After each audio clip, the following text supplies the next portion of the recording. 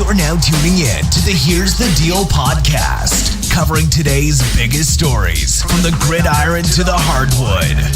Hosted by Michael D. White Jr. and David Coleman.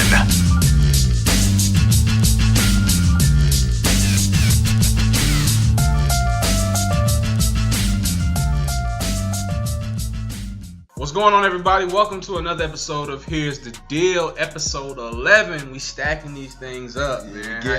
We're getting there. As usual, I'm Michael White here with you, joining you for another night here with my boy David, man. Say what's up to the people. Yeah, y'all, what's good? We got a nice episode for y'all. Getting ready for this second round of the playoffs. Got a little bit of football talk, but I want to start off. How was your weekend? I know you went to something in the water. Something in the water was amazing, man. Like I was telling you, even though Friday got canceled, that Saturday night, man, Pharrell put on a show. He brought out Jay, Snoop, Tyler the Creator. He brought out Charlie Wilson. Legendary. Yeah, he pulled out all the stops, man. I'm so upset I missed it. I was tight when I seen he brought out Jay-Z. I thought you was going to Dreamfest. I was supposed to, but hey, damn. plans get mixed around. So I'm gonna definitely try and hit up both of those next year. Oh yeah, they should be annual things. I'm gonna be at something in the water next year. Yeah, I hope. It was a lot of walking on the beach. That was like the only thing I didn't like. It was just a lot of walking around there. But as far Cancer hurt already. He hurt already. But yeah, man, it was just a lot of walking around and things of that nature. But other than that, man, the music, the vibe, it was all good. And then ultimately at the end of the day, it was safe. Yeah. You know, ain't nothing pop off out there. That's what I was worried about, being around this area.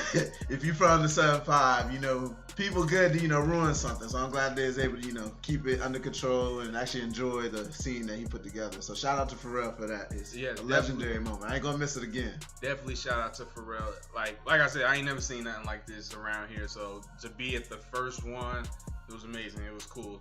Yes. Did you see Avengers? Yeah, definitely. I saw it twice already. We got it. Oh, you seen it twice? Yeah, I saw it again last night. So me and Jazz thinking about going to see it again, man. Man, it's the perfect spoiler alert if y'all listen. Spoiler alert. If you ain't seen it by now, you ain't really a Marvel fan, but I don't care if I'm spoiling it for you right now. At this point, it was the perfect ending, man. It was perfect. I didn't think I had a feeling Tony was gonna die. I just knew Captain America was gonna die though. Yeah. I was just like, oh, he survived. I thought both of them were gonna be the ones to die. I like the fat Thor. I like that. That was funny. Yeah. Professor Hulk. That was funny. Yeah. They throwing a couple of nice wrinkles in there. They're kind of washed as a team, but they still figured it out. Still got it done. It was nice. I would have liked a little bit more action, but I understand there's a lot of story that they had to put in throughout it. It was most of the action was at the end, but when they brought everybody back, that was definitely probably my best moment from that movie. Hey, when Captain America got that hammer, boy, I knew he was gonna do that. I was telling you, I was like, yo, he about to pick up that hammer.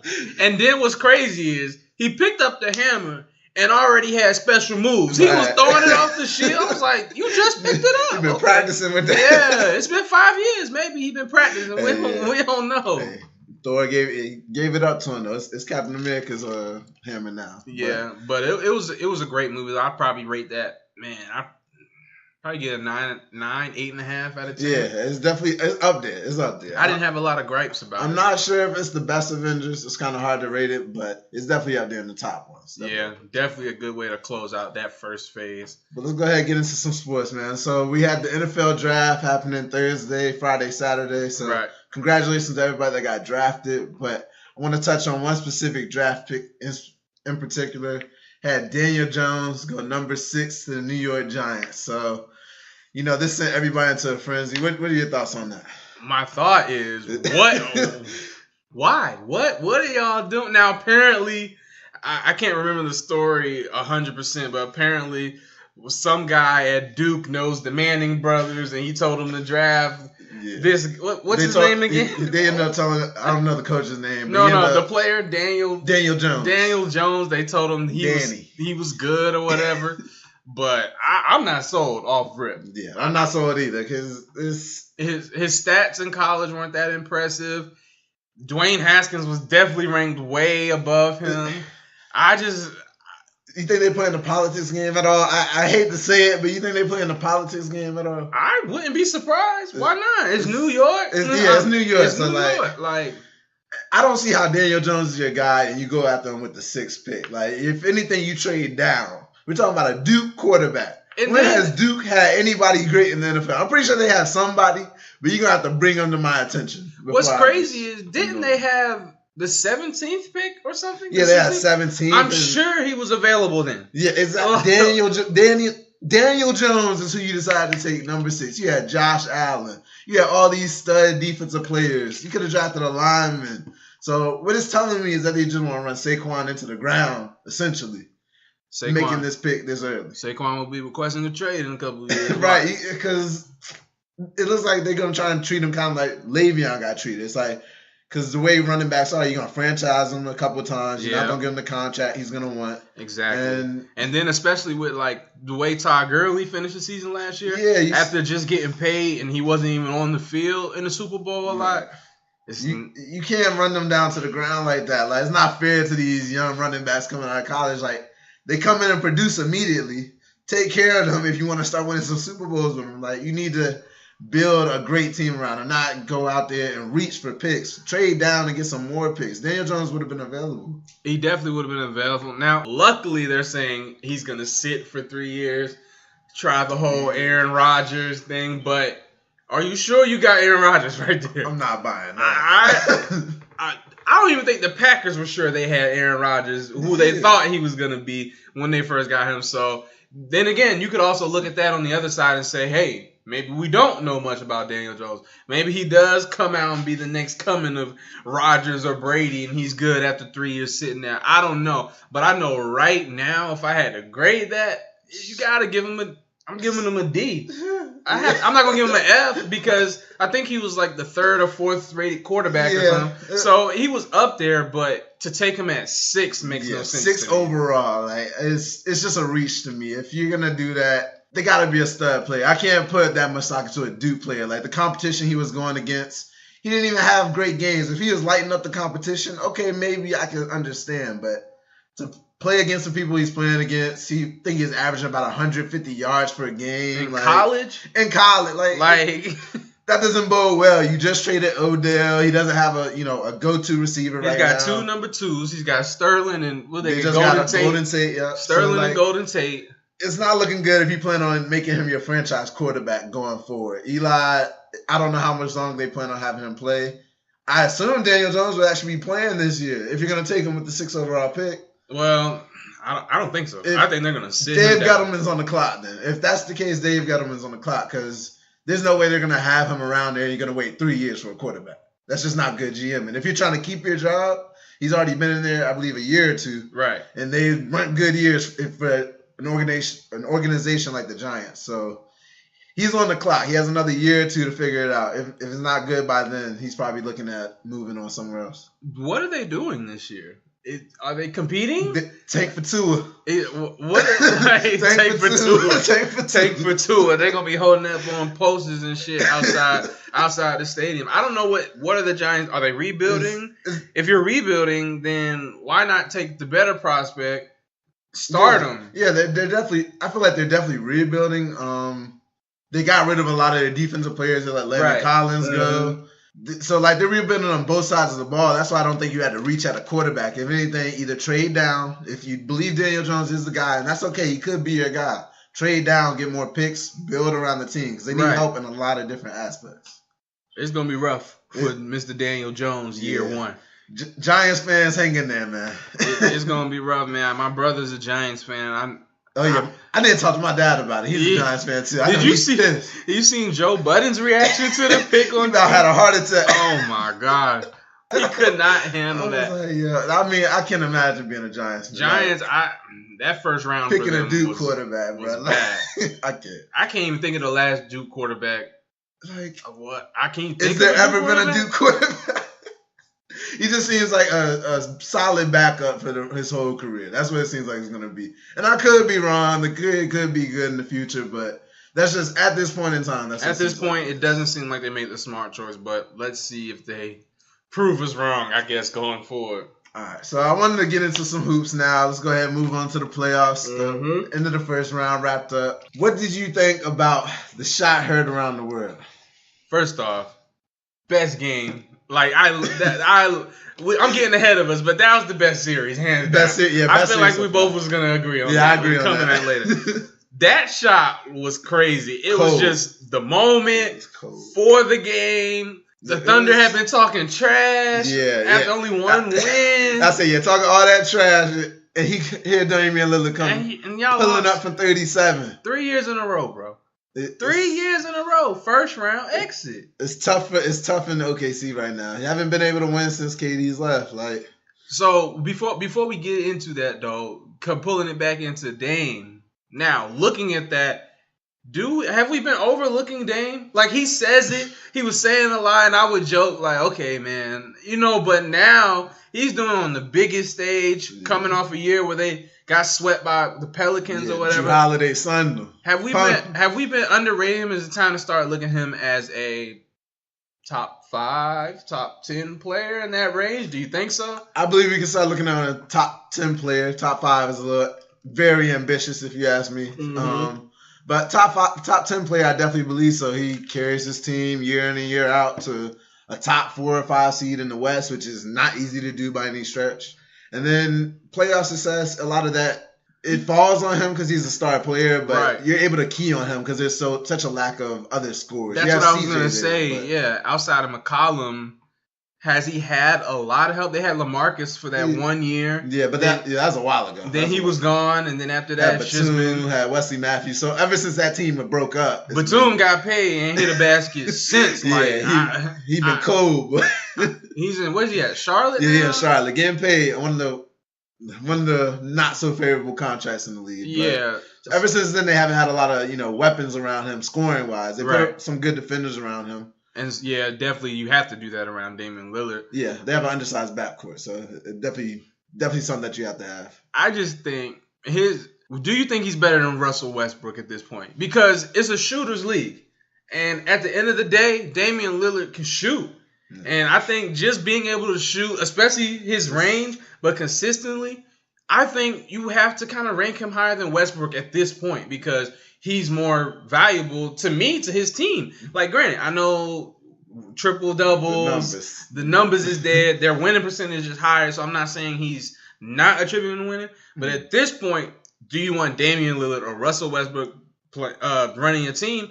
I'm gonna go with Damian Lillard. Give me Damian Lillard all day, man. Damian Lillard and getting ahead of ourselves, Kyrie, they're making a push for this best point guard in the league. Like, they're coming for Steph.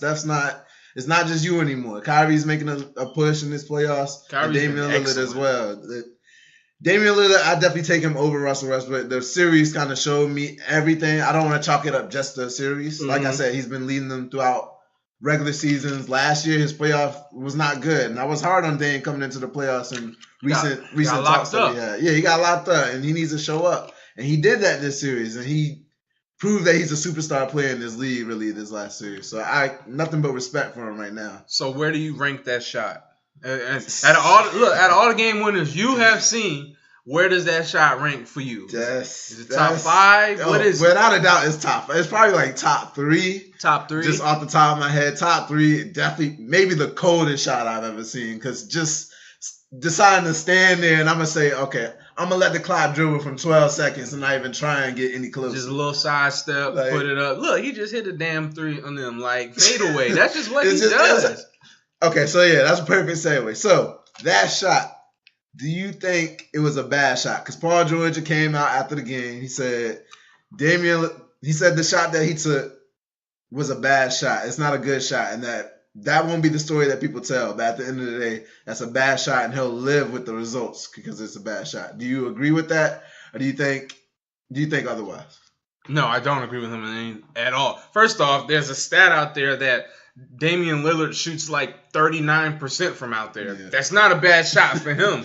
Like, maybe that's a bad shot for Paul George, but that's not a bad shot for someone who's been killing you from 3 from back there throughout the whole series, game. The whole series. You've seen it. Like, how I think in the moment, the loss, that's why he said that. He can say whatever he wants. It wasn't a bad shot. If anything, I could say it was bad defense because First off, at the end of the game, Damian Lillard, I'm getting up on him. Yeah, like I don't care if he's fast half drive. Like if you're a bigger player, like you're a longer player, use that length and be somewhere in the vicinity where he can't get a clean look off. He got an easy, like it was a good contest. You know, Paul George is a great defender, but I'm getting up on him. I'm making him pass and kick it out to anybody else. I'm sticking. Look, I'm glued on McCollum. I got somebody glued on him.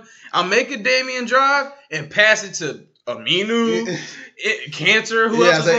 Make somebody else score. Harkless. That's who I want to shoot. Not Damian Lillard. Not let him dribble, run it out so you don't got no chance now. Yeah. And then after the game talking about it's a bad shot. Well, look, well, he been making that bad shot a lot against y'all. I hate even at the gym, like with just regular basketball. Somebody could keep hitting threes and they'd be like, well, he don't usually hit those. Well, he hit that one, right? If he hit about 3-4 of them things, it's about time for you to step up. Adjust, right? Oh so the way I chalk it up is it's not a good shot for most players. It's a personnel type of thing. Personnel dictates what is a good and a bad shot. If I have, say, Mason Plumlee shooting a three from a corner three is a great shot for most players. But Mason Plumlee is not a good shooter, so it's a bad shot. But if I have Damian Lillard in the corner, it's a great shot. Like, it all chalks up the personnel. And Damian Lillard, his new nickname, Logo Lillard, he's pulling up from back there. Like, that's what he does. You got a small list of players that can do that, and he's one of those players. And Paul George is not making me look good with my Defensive Player of the Year pick. He's not making me look good. Like, this whole series. That's why I ain't picking. he got getting toasted. Like, I mean, my pick didn't do much either in his series, Rudy Gobert, but hey. Like, getting baked, boy, getting toasted in the oven, boy. Like, they just... It made me look at Paul George. These last 2 years have really, like, tampered with his reputation, what I looked at him as a player. I really thought that he was, one of the superstar players in this league, but it's some things that he leaves that I desire from a player like that. So, my overall impression of Paul George has dropped a little, not a lot. I still think he can be the best player on a team, maybe, depending on the players around him. But at the same time, he was their best player on the Thunder. He's the only one who can actually shoot from the outside. And during the season, when Russell Westbrook was actually deferring to him, they were playing some of their best basketball. Top 5 defensive team, offensive team. He was an MVP candidate, all this stuff. But all these blunders in the playoffs are starting to stack up. Yeah. Last year went out with 6 points, I believe. 2 for 16, I think. This past year, defense was one thing. There's no way the Thunder should have lost this series. Yeah, like this. Yeah, you can lean on the shoulder injury, but if you're out there, I'm expecting for you to produce. So, like, at the end of the day, that's what I'm going to chalk it up to. I can't sit here and speculate, he was injured, he wasn't 100%. Nobody's really 100% at this point in the season. Exactly. You may be, a little more hurt than others, but at the end of the day, if you're out there and you're giving it a go, you're playing all these games, you're not on minutes restriction at all, I'm assuming you're good to go. So that's where I'm at with Paul George. He really needs to bounce back this next year or two, him and Russ. More so to me, it's more so on Russ, and we'll get to that because are we in our Thunder subject right now? Yeah, let's go ahead. We're in the Thunder. Let's just keep going into it. To me, it's more on Russ.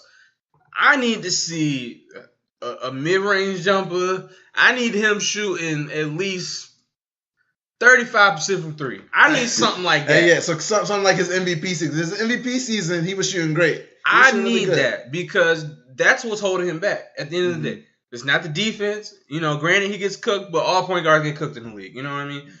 But it's that shooting. That shooting is hurting them so much because they're just sagging off him. And if he hits one, he starts celebrating, pumping his arms and stuff. And then he missed like the next 6. So that is so huge for Russell Westbrook. I think if he wants to keep his status in the league, I think it's dropping right now. It's definitely dropping. I think stock is dropping.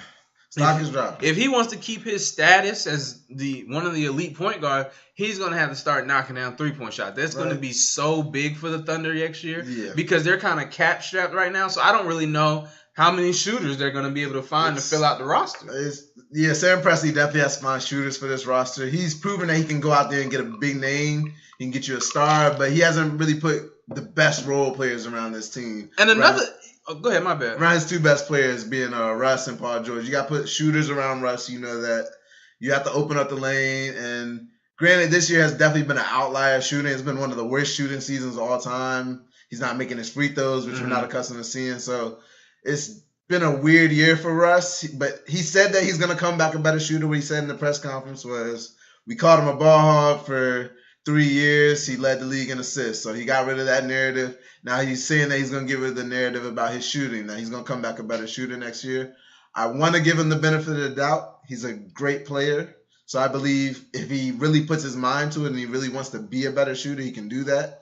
So I'm going to give him the benefit of the doubt and say he can and he will be a better shooter next year.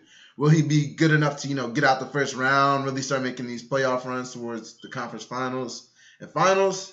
It's yet to be seen. They also need, what we just said, they also need to get better role players around them if that's going to happen. So it's right now, a lot of it does fall on Russ. He's the point guard. We all look at him as the leader of the team. I believe Paul George was having the best season for them, and he even played good in the elimination game. He was shooting 70%. So he played good in that game, and Russ still somehow found a way to get in between. Get the last shot. I don't understand. If somebody's hot, you give them the ball, especially if he's a superstar player. It's not like he's a role player and can't create for himself. You can give Paul George the ball and just, stand and wait for him to kick it out if he gets doubled. So, he needs to defer just a tad bit more, kind of what he was doing in the regular season, but translate to the playoffs. And that's what I kind of wanted to touch on. It's not just him being able to come back as a better shooter. He needs to improve his decision-making. Like you just said, at the end of the game, if Paul George is shooting 70% and you've been struggling all night, why are you taking the last shot to maybe take the go-ahead bucket in the game in the final 10 seconds? I think he took 30 shots. Paul George took 20-something shots. So it's that needs to be reversed. And then, not only did you take the shot, you ain't waste no clock. Mm-hmm. Damian Lillard had 12 seconds to dribble out. You management. As a point guard, you got to manage the game. I love the aggressiveness from Russell Westbrook, but at the same time, there's a time for it. There's a time and a place for everything. And that wasn't the place. He missed the layup, and we know what happened next when they came down court. Bye-bye, Thunder. Also, I think something big with the Thunder is a lot of people have said it. I agree. I think they need a new coach. But it was put out today. Sam Presti expects Billy Donovan to stick around. So that's the coach you're going to have. A lot of people think if Russ just got the right coach to reel him in, it'd be better. But now, look, you got Billy Donovan. You're bringing him back. We'll see what happens. I would like to see a former point guard, former player come coach the team. Somebody with some composure. Yeah, somebody that can, they'll talk to Russ. Russ is still going to be Russ, but you can make him a more effective player, especially if he's going to be on the ball all the time. If you're not going to make him a shooting guard, which I don't think you want to do, especially in today's league, you want him to kind of have that high volume of usage. But you got to make it to where he values possessions. As a point guard, you have to value every possession, honestly. You can't go down and just jack up. You can't run down there and not get other people involved. Unless you're just that cold of a player. There's certain players that can do that, but Russ isn't one of those players. He has to actually, kind of flow within the offense. He can go out there and be a freak athlete, but he needs to work on getting others involved. So especially because he needs them to be able to hit shots if he's going to be successful long term. And that's what I was going to say. This team desperately if you're going to keep Russ and you're going for the long run with Russ, then you need to build the team around him. Yeah. Paul George can fit anywhere. Mm-hmm. To me, you don't need to build it around Paul George. You need to build it around Russell Westbrook because outside of Paul George, he's not kicking to nobody who can really hit threes right now. Ferguson, no. Who else? Raymond Felton, no. Grant is okay, but he's not a knockdown really shooter. Yeah, he had a great year. Exactly. If you're depending on Grant to be your second best shooter, it's not going to happen. Then you have Steven Adams. Westbrook needs a Lopez type center, someone who can get out the way, clear it. Yeah, they definitely need a stretch type of center. And guards, oh my gosh, Paul Millsap. Try to catch a body. We watching the game as we recording this right now. Paul Millsap just hit a crazy spin and tried to bang on, who's it, Zach Collins? Yeah, Zach Collins. But he missed, of course. Sam Presti got to go out there and get some shooters. He had Anthony Murrow. Bring back Anthony Murrow for all I care. He was a shooter. He's going to the big three. He's a reliable shooter. That's all they need at this point. Bring him back. I know Abrinas went out, something you can't control. Roberson never came back. First off, and I think that's a huge miss in this series, something that won't be talked about. That's something that Paul George could have said. Well, he can't say it because he plays for the team. But you let other people say it for you. And that's something that does go, misguided. He could have slowed down CJ or maybe kept Dame a little bit more contained instead of going for 50 in the closeout game. Hey, the way Dame was playing, I don't know. I don't know if Roberson would have been able to He was giving anybody buckets, right? And then what's crazy, though, is Roberson can't shoot either. Like, he's a great defender, but he can't hit free throws. Yeah, he can't do nothing. Oh, my gosh. But he knows how to be aggressive out there. Yeah, at the least. Nothing else. He knows how to – he's a smart player, so he can be effective in some way. So what's your bottom line for the Thunder? Where do they go from here? What should be their primary concern this summer? I say trade Russ. I know it's going to be tough to do. Trade him already? Trade him. What you mean already? How many years he been with the team? Like 11 years? He said he promised. He been over there. He been there over a decade, man. You change everything but the point guard on your team. We see how that's gone. You went from one of the best teams in the league to now you're an okay team in the league. At this point, get rid of the point guard. He has not the most favorable contract in the league, being that he's getting older. He's not a great shooter. Right. You know what Russ is for the most part. He's still a great player in this league, but where OKC's at, I believe that they need to go ahead and explore other options, bring in some other players. So, a trade option I came up with is to send him to Orlando. If Orlando, I'm shipping everybody but Mo Bamba and Jonathan Isaac. Okay, so you think like a big mash trade like that? Yeah, give up Vucevic. He has to agree to like a sign and trade. Give up Terrence Ross. Who else they got? Markelle Fultz, Fournier. Yeah, so you got to give us something like keep Jonathan Isaac. They got all right, so I keep Markelle Fultz, I keep Jonathan Isaac, Mo Bamba. And if I get Russ with all of them, I'll build around them. That'd be the core that I build around, those 4 players. But some way if I'm Orlando, it makes sense. It keeps me in the playoffs. It keeps me relevant. If I'm OKC, I look at it as we've got some young assets that can do something. And we're also building towards the future because what we have right now isn't getting it done in the playoffs. So that's my take on it. I would trade Russ if I could. If not, it's unlikely to happen. It is Russ. OKC loves that man. So it is unlikely he keeps selling tickets. I would say just get shooters around the team. That's really all I can say. Just get shooters. Yeah, that's kind of where I was going to go. I don't think you're going to be able to trade him because simply what you said. No, who's going to take that contract right now? I don't even think the Magic want to do it because we can say the Magic got their ass whooped by the Raptors, which they did, but this was a successful year for them because they weren't in the playoffs last year. First step, okay, you ran into Kawhi Leonard and the Raptors, number 2 seed. Mm-hmm. They won a game, though. So they got a game out. Yeah. So this was a successful year on them, so I see them trying to build from that. They do need a point guard, but I think they're going to work that Fultz project, try to see what they can do. So I agree with you on your second part. Go out this summer, move who you got to move to bring in shooters, whether they be power forward type shooters, small forwards, those type of guys. Swaggy P. Something like you need something around Westbrook. So when he uses his athleticism, he's going to bull rush the basket, and he's a last-minute type of assist guy. At least you have the shooters, the requisite parts around him. I think you need to move I wasn't really that impressed with Steven Adams, to be honest, in the playoffs. He is a disappointment. I think, but it's going to be hard to move his contract. He's got 2 years with 20 mil on each of those years. So I think they should try to pair him with somebody and try to bring in maybe a more bring in Vucevic, like you said, someone who can shoot, who can stretch the floor, who can also rebound. Maybe you can trade some of these other young guys. Grant, I think they're going to try to keep Grant though, but I would try to keep him. It's just tough, man. I don't know who's going to say, I would love to get Westbrook right now. Maybe 3 years ago, MVP year, was it 2 years ago? 3 years ago? 2 years ago. Yeah. Maybe then, but right now, the way he's looking in the playoffs, I don't see it.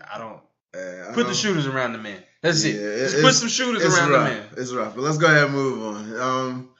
I want to talk about the Clippers' chances of getting 2 max players this summer. They ended up giving Warriors a long series, longer than any of us expected. The Clippers. It took it longer than any other team but the Rockets since KD joined the team. So that's something for them to hang their hat on. It's going to be huge, and I assume their pitch throughout the summer. Mm-hmm. They did all of that without a star player, even though I would consider Lou Will a star player, but y'all know what I mean when I'm saying. Yeah, he puts out star production. Yeah, he puts out star production. But do you think they can get? Do you think they can get 2 star players this offseason? I think it's possible. It's just hard for me to imagine hearing in a press conference, Los Angeles Clippers signed 2 max free agents. It's just, I don't see it. I don't see it happening. Especially, I know it's the Laker in me. It's the Laker. You hating hard right now. But I just, you want y'all to get those free agents. All right, I'm gonna be. What's the word for? I'm gonna be unbiased. I'm gonna be objective. Can the Clippers get 2 max players? I think it's very possible. If you look at their roster, what they have right now, you have Pat Bev, a defender coming off the bench, a gritty guy. You need that. You have dogs. You got Montrezl Harrell with him. I like the rookie Shai Gilgeous-Alexander. He's on the come up. You got a young guy like Zubac. You got pieces all over the Clippers. And then you have the Mac. You could just slide a star in right there. It's tough, man. I hope they don't get 2 max players. If they get 2 max players. You got Doc there. They got Jerry West. Whatever he touched turned to gold. Jerry West consulting, even though he should be consulting across the room. Nah, he want to get back at y'all for playing around. Y'all should have got him a while ago. Steve Ballmer, one of the richest owners. Everything is. If I go to the Clippers, what am I missing out on? Just the allure of you're just not the Laker, but you get everything else. You get to live there. You get everything. Like you'll get the endorsements. You'll get all the publicity. We'll talk about you. The thing that the Clippers can offer that a lot of other teams that are looking for free agents can't offer is bench depth or just depth in general. Mm-hmm. You have Doc Rivers, one of the best coaches in the league. A lot of other teams can't offer that. So if you're a star player, you're assuming that I assume they'll probably bring somebody with them, whether it be Kawhi, KD. Oh my gosh, could you Kyrie imagine? Or Jimmy Butler? I believe one of them between those 4 is going to be one of those 2, in my opinion. It's going to be one of those 2 that end up going to LA to the Clippers. If they go there, they actually have a chance to play. They don't have to miss games because they have such a deep team. You don't have to play every minute of the game. You have Lou Williams willingly coming off the bench, and it's hard to find that with any other team. Right. Hard to find someone who will give you a consistent 18, 20 off the bench. It can close with you. It can close, right. I mean, he did struggle in that last game, but, they didn't. But you put a star on that team.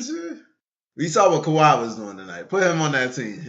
Don't say that. don't say that. I say him, Gallinari still. I didn't even think of. If the Clippers got something like Kawhi and KD.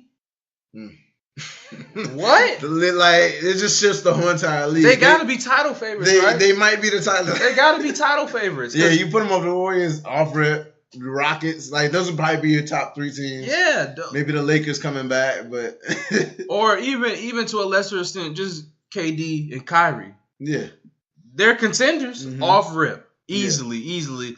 I had pulled up their roster just to look. I forgot to say Danilo Gallinari.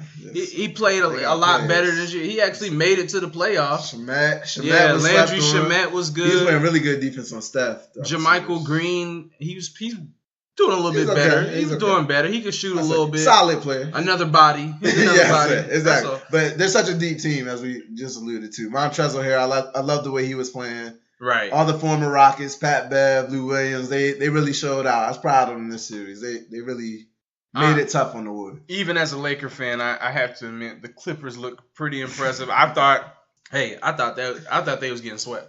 I really do. I thought it was a sweep. I remember the one night they was down by 20 or 30. 31. I went to bed and I came back. They won. I was like, okay. Oh. So they won 2 games in Oracle. And then they won another one. I'm like, okay, crazy. Warriors, y'all better stop messing around. Right. But 2 max free agents, that would be crazy, and I would hate my life if that happened. All right. What do you think about the Nuggets Spurs, the ending of that game? Just the ending where Popovich was trying to get them to foul. They weren't, apparently they couldn't hear him or something like that. Mm-hmm. What do you think about that, being these NBA players we're talking about? Just ultimately, at the end of the day, that's what home court advantage is for. It was too loud. He couldn't hear. Who was he talking to? LaMarcus, right? Yeah, he saw LaMarcus. He couldn't hear. He couldn't hear him. But I mean, that's what home court advantage is for. The Pepsi Center is one of the best places to play as far as Denver. Their home court advantage is one of the tops in the league, if not the best. So that just comes with a game, just like any sport, football, whatever. The crowd plays a part into it. He couldn't hear the foul, and we see what happened after that. What'd you think? I chalk it up to, if I'm the Spurs, I miss Tim Duncan, I miss Tony Parker, and I miss Monty Ginobili, because you shouldn't need an NBA coach to tell you that if you're in the NBA, your IQ should be high enough to tell you that you have to foul in that situation. So, I mean, I understand they couldn't hear, and that's the advantages of home court. But if you're an NBA player, you should be knowing the clock. You should know all the situations. You shouldn't have to get the permission from the coach, especially in that situation. It wasn't one of those, oh, are we gonna play it out? Are we gonna foul? It's we have to foul, or the game is over. Foul, or you're going home. You don't even have to. You don't have to be LeBron, Chris Paul, any of these, overly high IQ basketball players to do that. But you named two vets though, LaMarcus and Patty. They should know. It wasn't like this was like the rookies, Derek White or something. This was two people who've been in the playoffs, been through playoff battles, battle tested, all of that. So. I don't know. Maybe they thought we'll get a steal here. I don't know what they could have been thinking at that moment. That's it's kind of puzzles me. And Cantor showing up, man. Cantor showing up. Cantor playing with one arm right now. He hurt. I figured out why he hurt himself. He hurt himself dunking earlier when he was watching. When he dunked, he hurt his own damn self. Yeah, right. But they're gonna need him throughout this series. They're gonna need Cantor. So let's go ahead and get into the second round. So since we talk about so this Portland-Denver series, who you got coming out of this? What's your predictions? So this is the hardest series to pick for me, surprisingly. First off, I want to say this second round, as far as in totality, one of the best second rounds I think we done seen in a long time. It's very evenly matched across the board. A lot of people think we're seeing the finals already in the second round. But as far as this series, Portland and Denver, man, it's tough. I want to pick Portland because of the way they handled the Thunder, but let's see if Dame hit that. Dame just hit that three. See, that's why I want to pick Portland. But my thing is Denver can shoot as well. And they don't have nobody for Jokic. So, it's tough, man.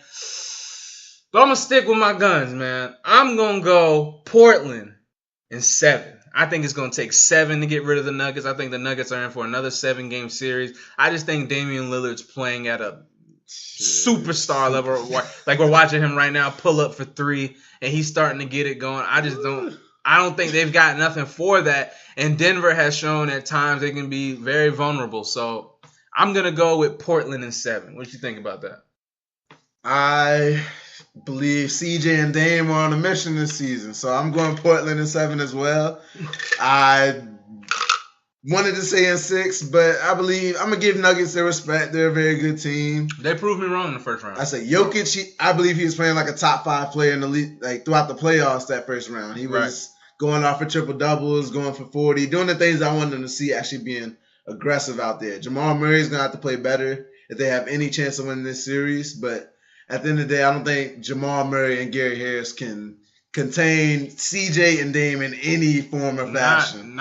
Those dudes are walking buckets. Like, I wouldn't be surprised if Dame averages 30 plus and CJ 25 plus. There should be no reason Dame doesn't average 30. I see that. Yeah, Dame definitely, but CJ, I see 25 plus from him as well because he upped his play against OKC and they were a better defensive team.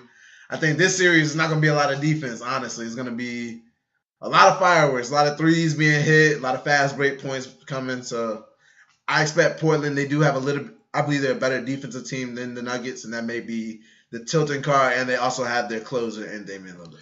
All right, I think the big thing that's going to really, this series is going to come down to is whose superstar performs better. Will it be Jokic? Will he get everybody involved? Will he continue to be aggressive like we've seen in the first round? Or will Dame do what Dame does? And will he drop 50 again and just shoot the lights out like he did and McCollum and things and people like that? So it's gonna be tough, man. But I'm siding with you, Portland in 7. Yeah, shout out the Chief. He got show up too. all the Blazers saying, y'all know what I'm talking about. But let's go ahead and get into our other Western Conference matchup: the Rockets versus the Warriors. Like you said, a lot of people are saying this is the finals. We're already seeing the finals in late April. Mm-hmm. So haven't even got to June. So that's usually what people say. June is where it's at. But right now we're seeing a rematch of last year's Western Conference Finals. What were your thoughts on Game 1? And before we get into that, what was your predictions? So I love the Rockets. I do. And you know how this is gonna go from here. Yeah. But game 1, it was a perfect example of some of my doubts about the Rockets. If they're not getting the calls, are they going to continue to play hard? You know what I mean? And they still play hard, but when those shots ain't dropping and they're not getting the calls they get, they look really, really different. They look different as a team. So my prediction is Warriors in 7. I think the Warriors are still going to beat them in 7 games. My biggest reason why is just inconsistency. I don't know what I'm going to... James Harden, I expect him to be giving me the same production every night.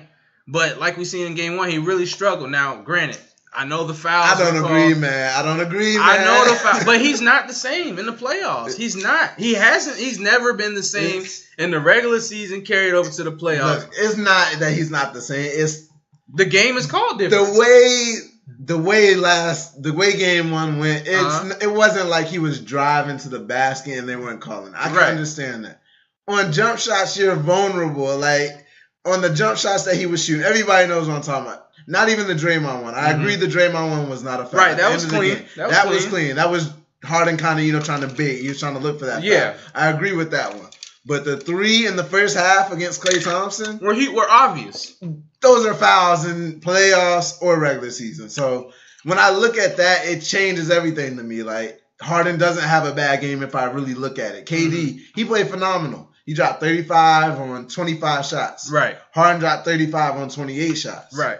So if I just substitute, if they get 2 of the foul calls right, that's 2 less shots. So we got 26 shots. And let's say he makes 5 out of 6 free throws. He's at 40 points. So he's doing just as good as KD, if not better, if they just make those 2 or 3 calls. But who do you trust to shoot better efficiently throughout a whole series? Do you trust Harden or do you trust KD? Because at the end of the day, I want the Rockets to go. I need to see the Warriors fall. But it's just so many times. And then Chris Paul, I don't think he's as good as he was last year, even though he's healthy. I feel like last year, now granted, it's early. It's only been 1 game so far. I mean, he was okay last night. He did have 6 turnovers. That was my gripe. I think he's, man, that age, it's the age. You'll see it slowly. He doesn't even look like the same guy in the playoffs last year. He still looks good. But last year, he was looking like he was still a superstar. Last year, he looked like, I believe he was the best player on the court last year. You can make that argument. I believe he's better than KD, Steph, Harden. I believe that's why it was so big that he went down, because he was playing the best out of everybody on the court, in my opinion. And that's why I say I just don't know if I can trust them. I want to trust them, but man, game 2 gonna tell us a lot. It is. Because game 2, I feel how it's ref, how the players come out. It's the most important game. Like how you bounce back after an emotional game. Adjustments in game 2 are big. We saw that with Philly and Toronto. Adjustments in game 2 are very key. I'm gonna stick with Warriors in 7. I hope I get proved wrong, but it's just hard for me to see them staying consistently shooting well from the 3-point land. James Harden consistently giving us what he needs to give us every night. I just don't know if he's going to be able to do that. I don't know. I got to see it. All right. My prediction for the series is Rockets in 6. Oh, that was my original prediction. Not 6. But I forgot that we'd be playing against the refs as well. So I'm going to go ahead and switch that to Rockets in 7. Because they already, game 1 was a little fluke. Hey, stick with it, though. But yeah, I mean, they can still win in 6. They can. And I believe Golden State is vulnerable on their home court. I agree. Same way we just talked about the Clippers. With the Clippers, yep. Had won 2 games in Oracle, and you're not used to seeing that. They barely ever lose at Oracle, especially in the playoffs. So I believe they're a vulnerable team. The Rockets, I believe they really have a legitimate shot at upsetting this team. Eric Gordon played pretty solid. James Harden, like I said, I believe he played good. It's just those few calls that, tip the scale of if he shoots good, if he scores good, and things like that. Instead of looking at 9 for 28, you could be looking at 9 for 24. And with a whole bunch more free throws. So when you bring up the whole efficiency thing between KD and Harden, I understand it, but there's a difference in the way they score. KD is a lot more mid-range. Mm-hmm. James Harden is a lot more either going to the rim or I'm a shoot. He shoots a ton of threes. Yeah. I believe he shot 16 he shot 16 threes yesterday. So that's like 4 or 16 something like that. So 16 of his 28 shots are threes. So he shoots a lot more threes compared to KD, who only shot 3 threes.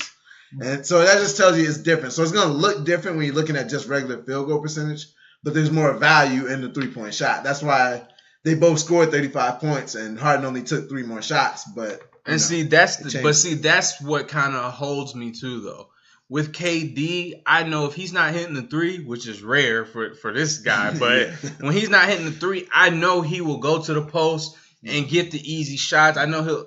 Yeah. With Harden, I don't know. Yeah. He doesn't take a lot of minutes, and I feel like he can get them shots. Yeah, I agree. If there's anybody on this team that should take mid-range shots, Chris Paul does it. It should also be James Harden, and he's done it in the past. So I don't understand why I don't know why he doesn't. He's really do it starting to ditch that part of his game. It's either a layup, a 3, a floater, or like those are for a foul. Those are his 3 ways of scoring, and it's like he's such a great scorer, and he has the mid-range game. We've seen him do it. So I've seen it. He's hit the game win over Iguodala a few years ago in the mid-range. So it's like you can't just abandon a portion of the court. That's a large part of a half-court game, the mid-range. You have to use it, especially if you're a star player. If they know that you're only going to go to the rim or shoot a step-back 3, it's not easy to guard you because you're such a, he makes tough shots. That's why he's so great. But you can make the game a little bit easier on yourself and keep yourself a little bit more unpredictable. So with that being said, going forward, what do the Rockets need to change in Game 2 in order to win?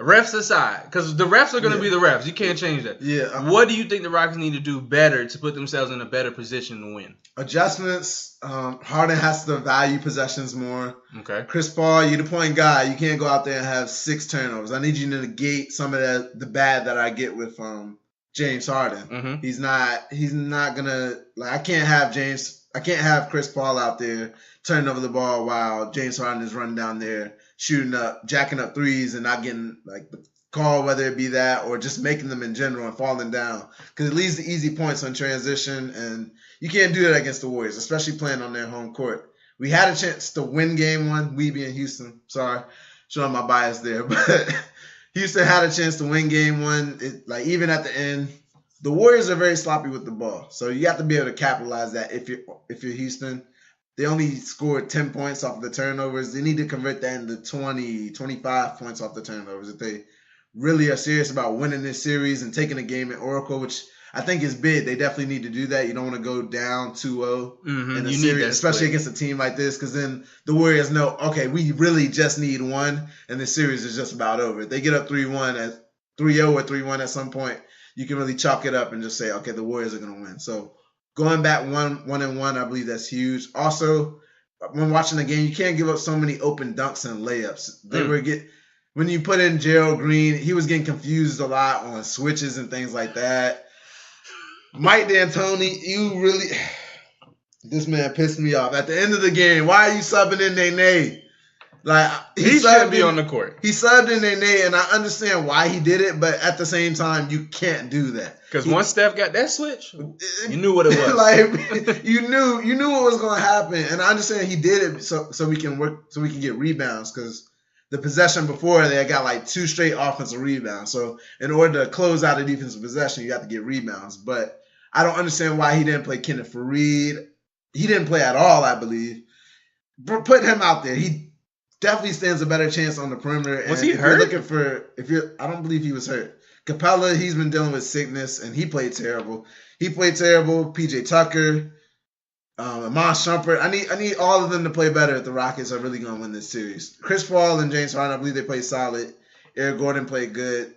Those were kind of the only highlights. And they were still able to had a chance to win the game. So it's a lot of positives that can go with this.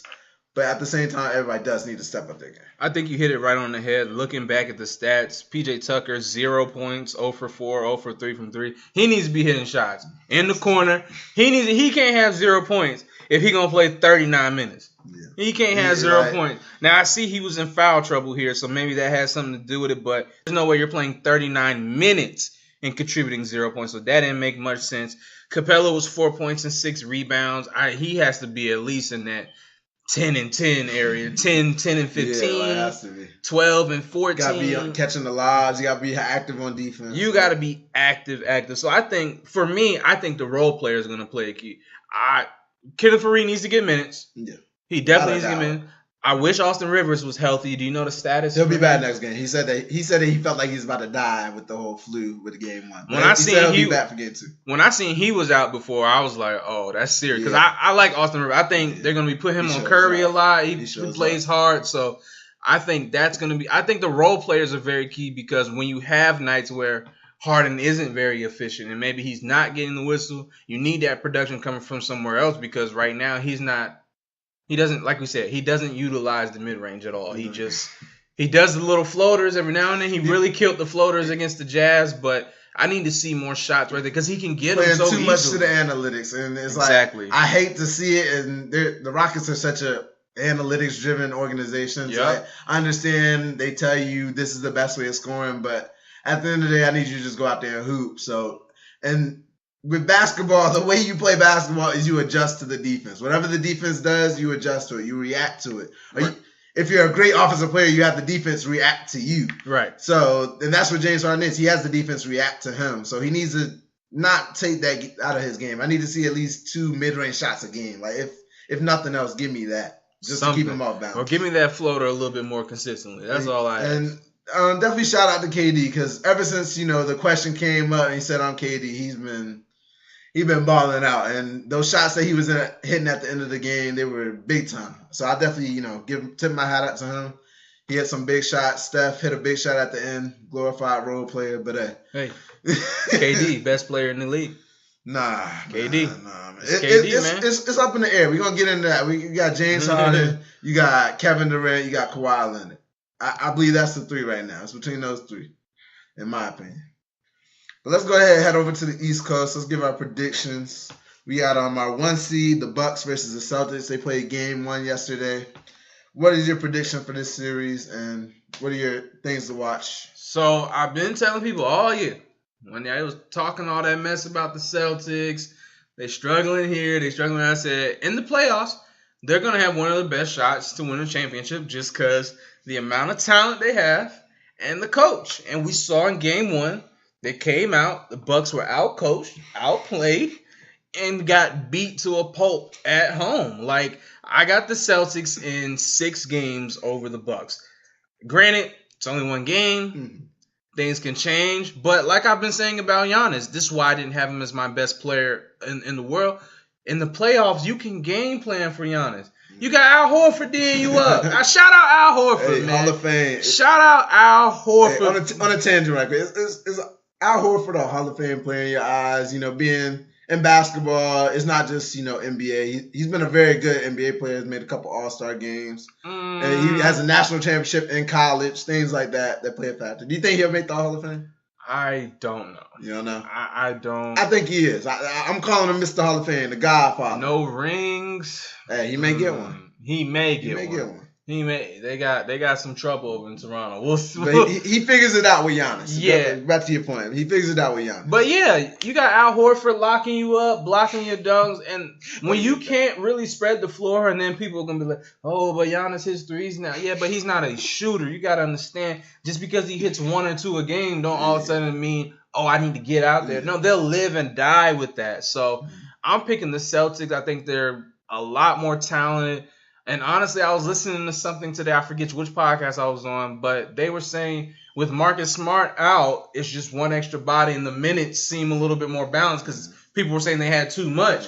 So right now, Jaylen Brown really played good. Yeah, Jaylen Brown's been playing good. Jason Tatum had just an okay game, but then you got Kyrie Irving, who has I think I just heard he has the best winning percentage in playoff history. I believe it. He's 16-0 in the first round. Yeah. I know that. So I'm gonna take the Celtics, man. I just think they're a better team. And with Giannis not being able to shoot, he has to rely on everybody else. And everybody else can't really create their own shot. They're mostly just 3-point shooters. And with the Celtics defense, which I think was ranked 2nd or 3rd in the playoffs, they're not getting a lot of open looks at all. So give me the Celtics in 6. I'm taking them. I got the Bucks in 6. Mm-hmm. That was my original thinking coming into this series. I figured Giannis would not be fraud to Tecumpo. Mm-hmm. That's what I'm calling him from now on. Till he proves otherwise. Dang. It hit a complete reverse on his game. I thought Al Horford would have some success against him, but he shut him down yesterday. he did end up getting 20-something points, like 22 points, I believe. But if you really watch the game, first quarter he only had like 1 point. There's no reason Giannis should be shooting like under 50%, being that all of his shots come within 3 or 4 feet of the rim. So in the paint, if you're thinking about it, you're looking at a big man shooting terrible, and they're a post-up player. Like, as a post-up player, you're supposed to be shooting high 50s, mid 50s at least. So it was a surprise when he was getting guarded by Horford and Baines. He shot 2 for 10 with 9 points. I just didn't understand why it was happening.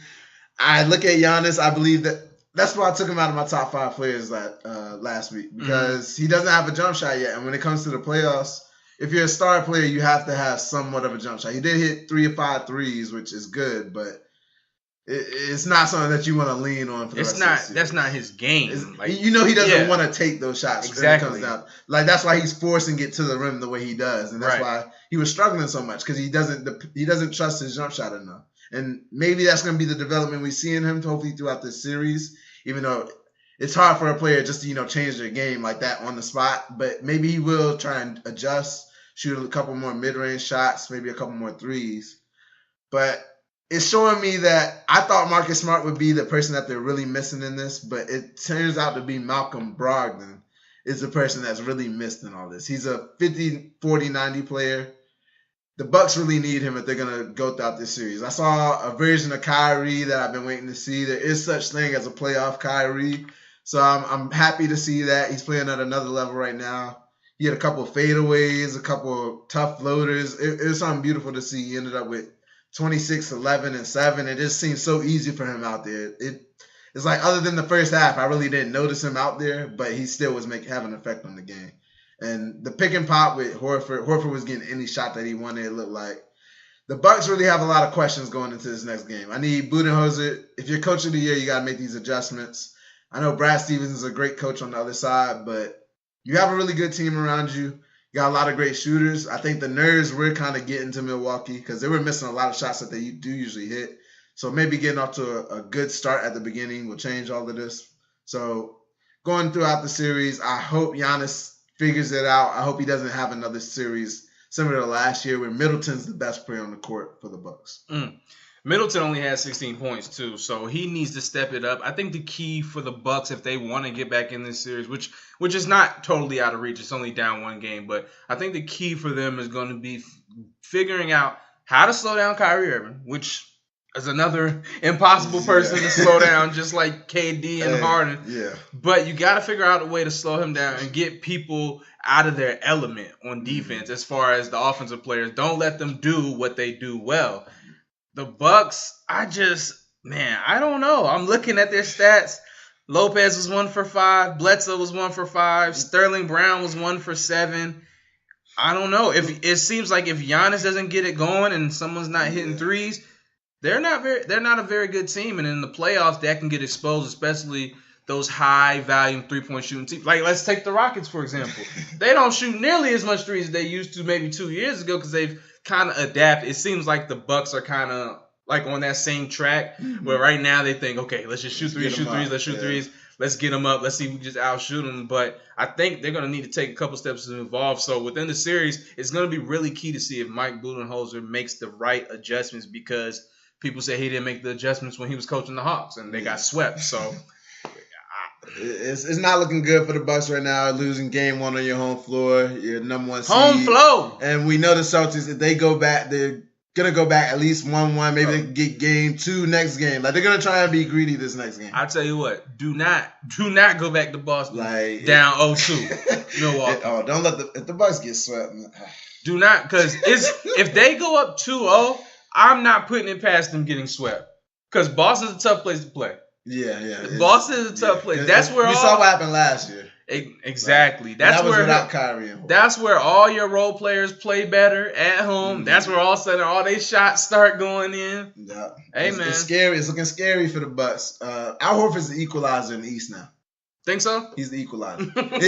He shut it down. Whoever you think gonna show out. Ben Simmons, Joel Embiid, Giannis. I don't think he'll have that same success with Kawhi if they meet the Raptors, but that's what But I believe he is the equalizer right now. That's what I was gonna say. I mean, people were acting surprised that Horford was doing such a good job on Giannis on Twitter and whatnot. But I'm like, oh, y'all remember he was guarding Embiid last year, right? The guy that's unguardable. Hey, he won't look too unguardable against. Yeah, he won't look too unguardable against Horford last year. So, man, we're gonna see. I think the Bucks are gonna make it a series though, but I'm gonna give Celtics a 6. Okay, so going on to our last series, we had the Raptors versus Sixers. We just finished watching Game 2. The Sixers took Game 2. I believe it's 94-89 was the final score. It was a very defensive game, somewhat sloppy here and there, but it was a good game to watch.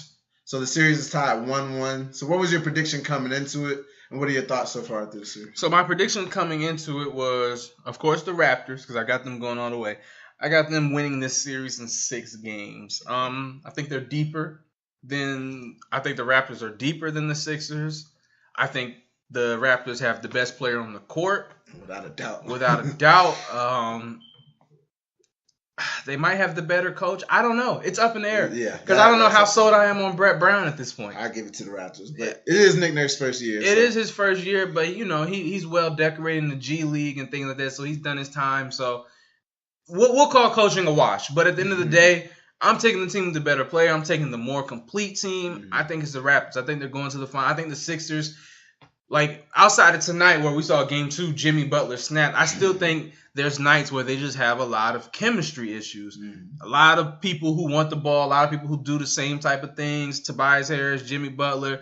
Ben Simmons can't stretch the floor for you, so he needs to get to the basket. Yeah. But you got Joel Embiid who needs to be in the paint. Yeah, but he has to play outside. But he has to start all his moves from the 3-point line. Like we was just saying, he do the same up fake with the spin move. You got to have to find another move if they're gonna do anything seriously. That's why. So I think there's a lot flawed about their offensive lineup, but it's stacked at the same time. Yeah. It's so much talent. Like we saw, like they're showing the highlights right now. There's so much talent on the offensive end that they're gonna win some games just off talent. Well, look at this man. This man, Kawhi. That's why I got the Raptors beat. Like Kawhi was the only bright spot for the Raptors tonight. He was hooping tonight. Look at this. Like finding people, Lowry. Jeffrey Jordan in the flesh right here. Yeah, man. But I'm taking the Raptors in 6. I think they're the better team. I think we're gonna see that. Yeah, I got the Raptors in 5.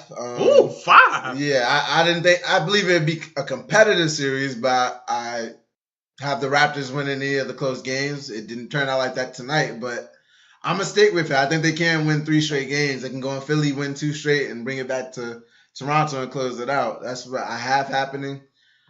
Kawhi's the best player on the court. If I'm the 76ers, the only way I stand a chance is if, like they did at the end of the game, Joel Embiid and Jimmy Butler have to show up. Joel Embiid didn't have his best game, but when it came down to it, he was able to do what needed to get done in order to win. He hit a very tough bucket at the end of the game. Like we say, hit that up fade, he drove to the basket, hit the spin move. I was about to say, yeah, man, he got the ball, hit him with a little up fade, hit him with the spin. I said, he got the layup. So, I mean, as long as he comes up clutch, it's hard to play him and Ben Simmons next to each other. So if I'm Brett Brown, he has to figure out a lineup, even though it's kind of late in the season to, mess around with something like that. But if Jimmy Butler plays the way I know Jimmy Butler is capable of playing, they do have a legitimate shot of winning this series. But I believe the Raptors, having Pascal Siakam, Marc Gasol, it's going to be too much. Kyle Lowry, if he just plays somewhat like the all-star player he is, they will win this series, and it won't be too long of a series. It's the shortest series I have in 5 games. I believe the Raptors have the best defensive team left. They almost have the best starting 5. Tonight kind of wavered me back off of that. I believe the Warriors still do have the best starting 5, but the Raptors, they potentially do have the best starting 5, and they have everybody clicking on all cylinders. Right, and just looking at from the Sixers' point of view, I think if they want to, because I think it'd be an upset if they beat the Raptors. If they want to upset the Raptors, you got to make everybody else do the scoring. You got to get the ball out of Kawhi. Yeah, because it's almost automatic when you get the ball at this point. It's Ben Simmons can't guard him. We saw him body him up. You definitely not pulling a smaller play on him. And he's Jimmy Butler, but yeah, he's smaller. He's not strong. Jimmy Butler's their best defender, but even he has trouble guarding Kawhi. He doesn't struggle with a lot of players in the league, but I think he's not as strong as Kawhi. That's kind of what it boils down. He's not used to being, not as strong as a player he's guarding. Right. And we haven't seen Kawhi in a couple years, but he's reminding us about how great of a player he really is. Right. And then another big thing for the Sixers is, to me, like I was telling you earlier, I think your focal point needs to be Jimmy Butler. He's your most important player in the playoffs, to me, because he's been there. He's proven. He's a little bit older than Embiid and Simmons, so he's got built for it. Yeah, he's built. We saw tonight that with if he doesn't drop them 30 points, they don't win. The Raptors come back and they win this game because the Sixers were up big because Redick was hitting threes. He's also key, Redick. But the Sixers up big early, and then the Raptors went on a couple runs, and then there was Jimmy Butler hitting a big three or getting an and one on a three-point attempt or taking it to the rack or creating for somebody else. So I really think Jimmy Butler needs to be their focal, then Embiid, and then from there you can kind of play with who's your third option depending on that night. Because, they won tonight, and Simmons only had 6 points. So it's like he's almost like he's just there to dish kind of. Yeah. Just dive to the bat. Exactly. Wow. And I also think that's a bit of their weakness with Ben Simmons on the court because he's not really looking to put – same thing with Giannis. Yeah. Just these non-shooters. Especially if they don't have the ball in their hands. Then what are they doing? Yeah, you can play off of them. You're clogging up the lane, and you're a liability out there, essentially. Shooting is so important in this league. Getting back to the Russell Westbrook-Dame thing. With Russell Westbrook and Dame, if you have to be able to shoot in this league, especially if you're going to play at the perimeter. If you're a center, we may be able to work around it. But if you're the point guard, if you're somebody a facilitator on the team, or if you're playing off ball in any given possession, you have to be able to shoot in this league. Do you think, so with that being said, talking about Toronto and the Sixers, do you think that Kawhi comes back to Toronto? What do you do? You're Masai Ujiri. You need to bring back Kawhi Leonard. What do you do to bring him back? Because I think they're a very good team with him. They're a young team. They have a nice little core. You got Van Fleet. You got Siakam. OG Anunoby when he come back. So what do you do? What are you saying to Kawhi to convince him to stay? The only thing I can really tell Kawhi is that I can guarantee that we'll put all the pieces that you need to win a championship that will treat you you'll guarantee that you're going to treat him like the superstar he is. You're going to make him the face of your franchise, things like that. Give him the whole Blake Griffin. Your jersey's going to be hanging in the Raptors, and just, be loyal to him, cater to him to a degree, treat him like a superstar. If he wants to sit out, kind of what he was doing throughout the year, let him sit out. At the end of the day, we see how it pays dividends in the playoffs. He's playing like one of the best players in the league, and he's reminding everybody about how great he is. Yeah, if I'm the owner of the Raptors, look, check it out. You can sit out as many games you need, Kawhi. Just make sure we in the playoffs. You can take as many breaks as you need. Hey, Drake over there, if you need to go talk to him and kick it, you do what you got to do. I'm doing whatever it takes to keep Kawhi Leonard. You might need to talk about getting rid of Kyle Lowry. Hey, look, we'll get rid of Kyle quickly. If that's it, that's all it takes. I was like, get somebody else up in there. Because, granted, he had an okay game tonight, but...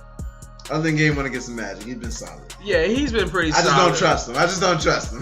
It's crazy, though. I was looking at his stats the other day, and his playoff numbers actually go up from the regular season. So it's it just don't seem like it. I'll take the eye test. The eye test is not looking good for Kyle Lowry. But, yeah, I think the Raptors need to do whatever they need to do to keep Kawhi Leonard. I think he's a franchise changer. He could possibly, if he stays with them, he could probably go down as maybe the best Raptor of all time. Yeah, that's not even a stretch. Look, he could own Toronto. It's like DeMar DeRozan or Vince Carter. You could throw Bosh in there. Yeah, Kawhi would be the best Raptor of all time if he stays here for any length of time. 3-4 years. I think he's leaving. He comes to the Lakers. So Clippers. Clippers. I hope not. Yeah, you gonna be sick on that day.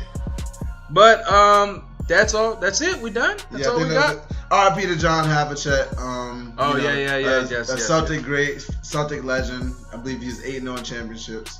A legend. R.I.P. to him. Definitely rest in peace to these. We losing legends out here, man. Yeah. R.I.P. John Singleton. That just happened today. Yeah. If y'all don't know him, famous director, Boys in the Hood, Baby Boys, some black classics. If you don't know, go look them up right now. Go find it up.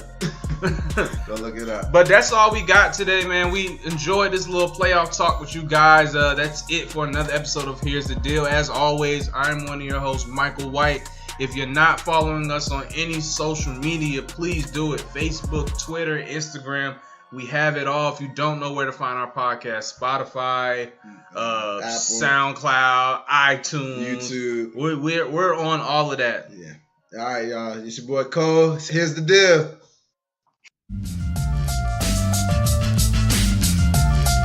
Thank you for listening to Here's the Deal podcast. Tune in for next week's episode. And don't forget to add the Here's the Deal podcast Facebook and Twitter pages.